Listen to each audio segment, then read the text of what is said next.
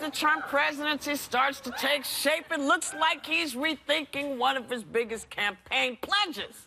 He repeatedly promised a full investigation into the Hillary Clinton situation. But this morning, campaign manager Kellyanne Conway said he won't pursue any charges against her. Wow. I was reassured by it because I think so many people around right now, conservatives and people that voted for Trump, are saying, you know, wait, he's not who you think he is. He's not going to do the things he said. So I was reassured to see that that is happening in this particular instance. I don't know if his base is going to be a little upset about that, because I think the lock her up theme really spoke to some of the people at these rallies. So the fact that now it's unfolding differently than they were promised might not gel. I feel like he's up well. to something. I don't trust it because... You don't trust Trump? I do not. That is shocking. I do not. That is shocking. But I am part of the loyal opposition. I say that all the time. I'm not here to say how great he is. I'm here to look at him. Now, what I think is, he's got 75 lawsuits pending, am I right? Yes, he does. He's in the middle of a fraud case about Trump University. He just settled a fraud case for $25 million. Thus admitting that he committed fraud.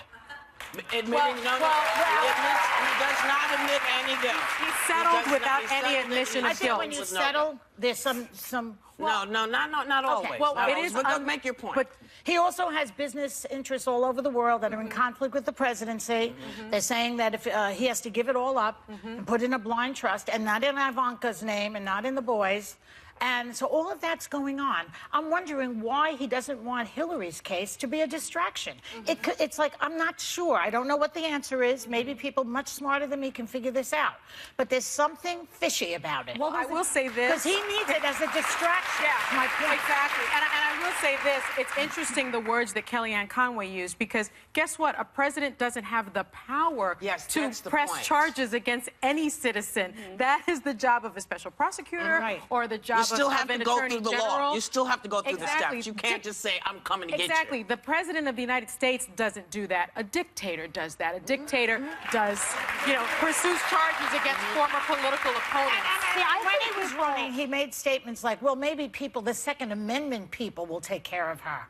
And now suddenly he's worried about her mental health. She's been through enough. I don't trust the whole thing. I think what you're speaking to, though, is a good point, which is that politicians seem to lose their minds in campaign mode a lot of times, and something's happening that's bad, which is that they're catering to the radical portion of the party all the time. They feel that in order to get elected, they have to fire up that base and get them excited to vote. And sometimes you say stuff in that campaign mode that then you get out of the campaign and all of a sudden you're a rational person who has to govern, and you say, well, I can't cater to any of that stuff because that would make me insane.